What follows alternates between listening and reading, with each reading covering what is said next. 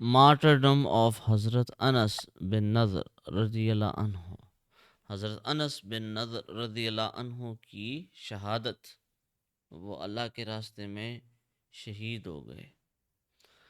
حضرت انس بن نضر رضی اللہ عنہ was one of the Sahaba who could not take part in the campaign of Badr. بدر کی جنگ میں حضرت انس رضی اللہ عنہ شامل نہیں ہو سکے تھے. ہی جنگ تو سمجھتے ہو نا، جنگ کسے کہتے ہیں؟ بیٹل کو، جنگ کو، لڑائی کو. مسلمانوں کی جب کافروں سے لڑائی ہوئی جی تھی، مسلمانوں کی کافروں سے لڑائی ہوئی تھی بدر میں، اس لڑائی میں حضرت انس رضی اللہ عنہ، وہ حضرت انس رضی اللہ عنہ، حضرت انس رضی اللہ عنہ وہ شریک نہیں ہو سکے. He very much regretted to have missed the honor of participating in the first and the most illustrious battle for Islam. ان کو بڑا پچھتاوا تھا، ان کو بڑا افسوس تھا، بڑا دکھ تھا، وہ بڑے سیڈ تھے کہ بھئی وہ جو ہے سب سے پہلی جو جنگ ہے مسلمانوں کی کافروں کے ساتھ جو ہوئی، اس میں وہ کیوں نہیں شامل ہو سکے. اس کا افسوس تھا ان کو. He longed for a chance wherein he could make amends for Badr.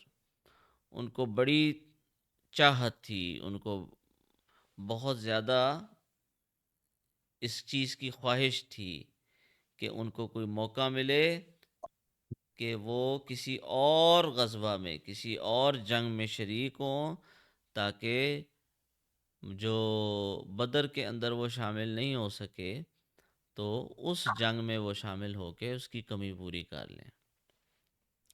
He did not have to wait for long. انہیں زیادہ لمبا انتظار نہیں کرنا پڑا.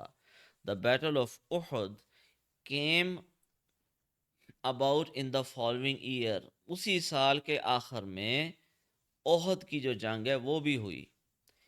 He joined the army with the most determined zeal.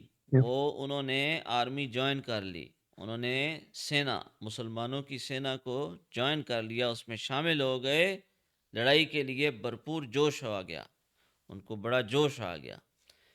ٹھیک ہے کہ میں کافروں کے خلاف لڑوں گا اللہ کے لیے. Despite heavy odds, the Muslims were gaining the upper hand. مسلمان تعداد میں تھوڑے تھے، کافر بہت زیادہ تھے، نمبرز میں بہت زیادہ تھے، لیکن پھر بھی مسلمان جیت رہے تھے. When some people made a blunder and the Muslims had to suffer a reverse. لیکن کچھ مسلمانوں نے سے غلطی ہو گئی، ایک غلطی ہو گئی جس کی وجہ سے مسلمان ہارنا شروع ہو گئے، یہاں مسلمانوں کو بہت زیادہ نقصان ہوا. The Prophet sallallahu alaihi wasallam had posted a band of 50 archers to guard a pass in the rear against the enemy cavalry. نبی پاک صلی اللہ علیہ وسلم نے ایک جگہ تھی، ایک چھوٹی سی پہاڑی تھی، اس پہ جو ہے 50 کے قریب تیر انداز، جو آرچر جو کہ تیر چلاتے ہیں. تیر سمجھتے ہو آپ؟ تیر کیا ہوتا ہے؟ ایروز. حمزہ، ایروز کا پتہ ہے ایرو کیا ہوتا ہے؟ ہاں ہاں، وہ ایروز جو ہے نا 50 کے قریب ایرو مین جو ایروز چلاتے ہیں، آرچرز، ان کو آرچر کہتے ہیں. وہ ہاں پرانے زمانے میں گن تو نہیں ہوتی تھی نا، وہ پرانے زمانے میں تلوار سے لڑتے تھے اور ایرو سے لڑتے تھے، ایرو چلا کے لڑتے تھے. تو انہوں نے کہا تھا بھی اس جگہ پہ آپ لوگوں نے جو ہے آپ گارڈز ہو، یہاں پہ آپ نے گارڈ کرنا ہے، دیکھنا ہے، ٹھیک ہے، آپ نے یہاں پہ کسی صورت میں بھی نہیں ہٹنا جب تک میں نہ کہوں. یہ نبی پاک صلی اللہ علیہ وسلم کا حکم تھا. They had definite instructions not to move from their position till further orders from him. لیکن ہاں ان کو یہ حکم تھا کہ انہوں نے اس جگہ سے نہیں ہٹنا جب تک کہ آگے مزید احکامات، مزید ان کو آرڈر نہ کیا جائے. وہاں سے جب تک ہٹنے کا حکم نہ دیا جائے اس وقت تک نہیں ہٹنا، چاہے کچھ بھی ہو جائے. But when they saw the Muslims gaining victory and the enemy in full flight, لیکن جب انہوں نے دیکھا کہ مسلمان جیت رہے تھے اور دشمن بھاگ رہا تھا, they left their position in the belief that the battle was over and it was time to join in the pursuit and get on to the booty. تو انہوں نے کہا کہ بھئی اب تو مسلمان جیت رہے ہیں, کافر بھاگ رہا ہے, چلو چھوڑو پرے اس جگہ کو, اور جا کے مال غنیمت جو وہاں پہ دشمن کے ہتھیار گرے ہیں, تلواریں گری ہیں, چیزیں گری ہیں, پیسے گرے ہیں, وہ لے لو. The leader of the band tried his utmost to check them by reminding them of the Prophet sallallahu alaihi wasallam's command and solicited them to stay on.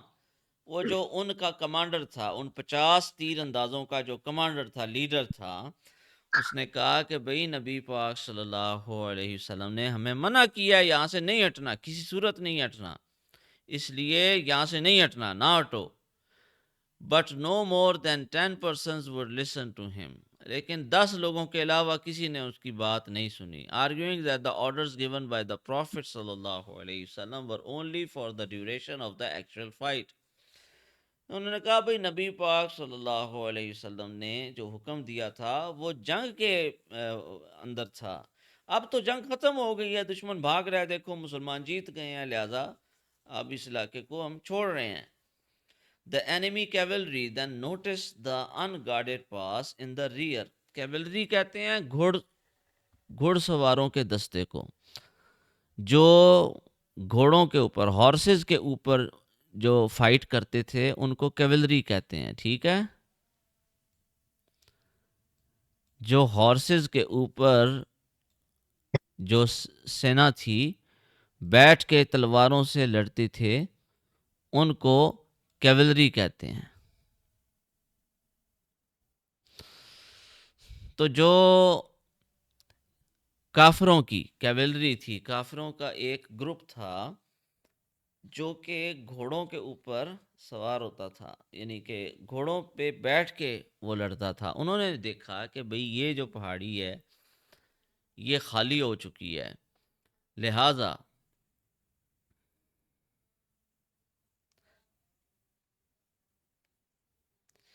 they made a flank movement, forced a passage through it and fell right on the rear of the Muslims who were preoccupied with the booty. اب مسلمان جو تھے, اب یہ پہاڑی تو انہوں نے خالی کر دی جو تیر انداز تھے. مسلمان یہاں پہ جو تھے وہ چیزیں جمع کر رہے تھے, دشمن کی لوٹ رہے تھے, تلواریں وغیرہ اور ان کی چیزیں لے رہے تھے, ٹھیک ہے. تو اب یہ جو کیولری ہے کافروں کی, انہوں نے دیکھا کہ بھئی یہ جگہ خالی ہے, لہٰذا انہوں نے اس پہاڑی کے اوپر سے حملہ کر دیا, مسلمانوں کے پیچھے حملہ کر دیا, پیچھے سے ان کے اوپر حملہ کر دیا. اور مسلمان مصروف تھے چیزیں جمع کرنے, تو وہ ایک دم سرپرائز اٹیک ہو گیا.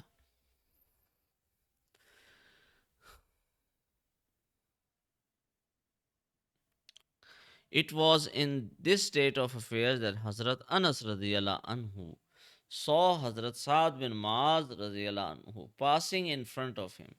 تو حضرت انس رضی اللہ عنہ نے حضرت سعد کو دیکھا اپنے سامنے سے گزرتے ہوئے. He shouted to him, ان کی طرف زور سے بولے, او سعد, where are you going? او سعد آپ کدھر جا رہے ہیں؟ By Allah, I smell the fragrance of paradise coming from Mount Uhud. اللہ کی قسم, یہ جو پہاڑی ہے, احد کی پہاڑی ہے, اس سے مجھے جنت کی خوشبو آ رہی ہے. Saying this, he threw himself into the very thick of the enemy. حضرت انس رضی اللہ عنہ نے یہ کہتے ہوئے وہ دشمن کے بیچ میں چلے گئے اور ان سے لڑائی شروع کر دی. And fought tooth and nail till he met his martyrdom. وہ بڑے جوش کے ساتھ لڑے حتیٰ کہ وہ شہید ہو گئے, اللہ تعالیٰ کے لیے اپنی جان دے دی. After the battle, it was found that his body had been mauled and mutilated to such an extent that only his sister could identify him. جب وہ جنگ ختم ہو گئی تو ان کی جو باڈی تھی وہ پہچانی نہیں جا رہی تھی. دشمن نے اتنے تیر چلائے, اتنی تلواریں چلائیں, ان کی باڈی پہچانی نہیں جا رہی تھی. ان کی بہن نے ان کی جو باڈی ہے اس کو پہچانا. And that barely from finger tips, ان کی جو انگلیاں تھیں، ان کی جو ٹپس تھی، ان سے پہچانا کہ یہ حضرت انس ہیں، ورنہ ان کی باڈی پہچانی نہیں جا رہی تھی۔ No less than 80 wounds of arrows and swords were counted on his body. ان کے جسم پہ 80 wounds، 80 چوٹیں، 80 سے زیادہ، 80 کے قریب چوٹیں لگیں، ٹھیک ہے، 80 سے زیادہ چوٹیں ان کی لگیں تلوار کی وجہ سے، تیروں کی وجہ سے۔ Those who strive in the path of Allah with sincerity and devotion taste the pleasures of paradise even in this world. جو اللہ کے راستے میں سچے دل سے محنت کرتے ہیں، کوشش کرتے ہیں سچے دل سے، ان کو دنیا میں جنت کا مزہ آتا ہے۔ اینڈ سو ڈیڈ انس رضی اللہ عنہ smell the fragrance of paradise, جنت کی، دنیا میں جنت کی خوشبو آ جاتی ہے ان کو۔